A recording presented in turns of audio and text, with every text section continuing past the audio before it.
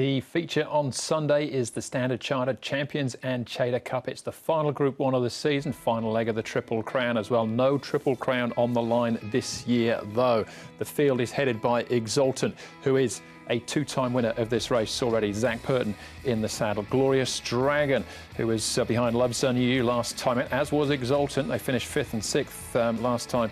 Columbus County behind Butterfield. That's £11 turnaround for his beating last time out. Russian Emperor beaten favourite on his last two starts. Butterfield's won 2 of his last 3. Panfield behind Butterfield last time and coming out of the Derby as well. Time Warp will definitely roll forward, and Packing Waltham also behind Butterfield last time, but that was under handicap conditions. This is off level weights, so he's much worse off at the weights. Now, as far as the speed map is concerned, there's for race number 8, the big one here, Mark, and with Time Warp in the field. Do I even need to ask? No, you're being on Andrew. He'll go forward. Just a matter of if he can run out 2,400 metres. He's had 2 goes at it, Paul, yet to get the trip. Exultant doesn't mind sitting outside of him.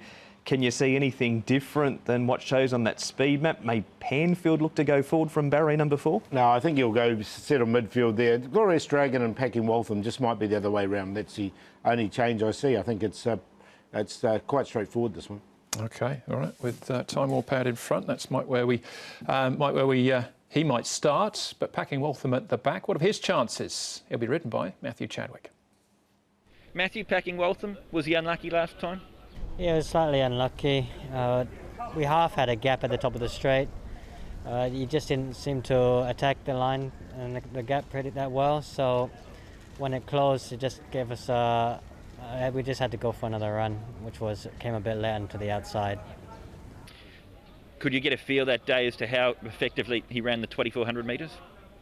He felt like he got it without a problem.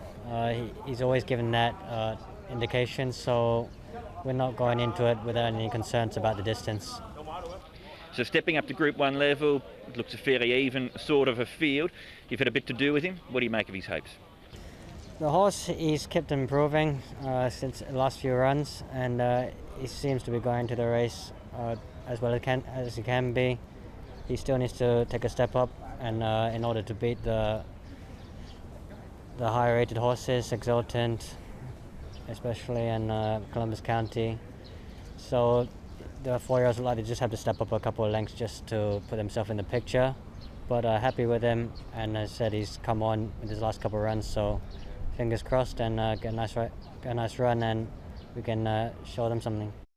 On international ratings, he's got £14 to find with Exultant. They're racing off level weights as well. But let's just have a look at that race again, Mark. We've just heard Matthew's thoughts about Packing Waltham's, but ultimately it was Butterfield who came out on top. And he's a horse in form as well. I don't want to dismiss his chances too lightly. Here is Packing Waltham down on the inside. He got Panfield finished in 5th place. Wouldn't want to get those confused in a close finish there. Russian Emperor, we heard from Douglas White at the start of the show. And Columbus County, just slightly obscured there, but I could make an excuse for him this day. Yeah, Columbus County has placed over the 2,400 metres before. Butterfield's going to get a similar sort of run. He had barrier number 5 in this race. He's got barrier 2. Now, he's proven over 2,400 metres in multiple countries because he won over the trip in Brazil and he's now won this Group 3 race here, Paul. So I've got him in on a minor line, Butterfield.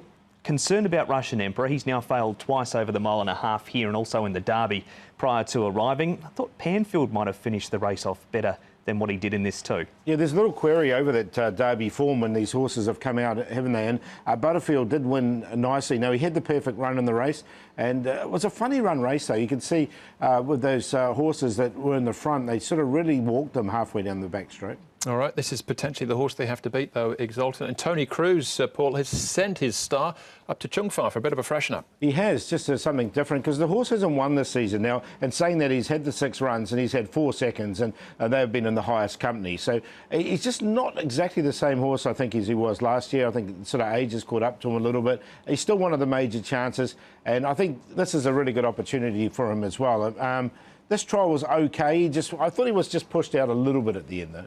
It was completely different Exultant trial than what we usually see. He's usually 10 lengths behind the second last horse, and you're thinking, oh, Exultant, so not sure what to make of it. But look, he's proven at the trip and distance in the race. He's the one to beat still.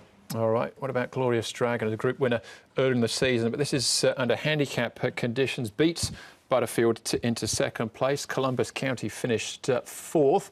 And the other one to take note of is good old Time Warp, Mark. Yeah, I think he'll struggle to run out the 1.5 mile Time Warp. He's going to be in front for a long way, and he was gone up the 200 metres, as we heard from Harry in the interview last time. An extra 400 metres to cope with here.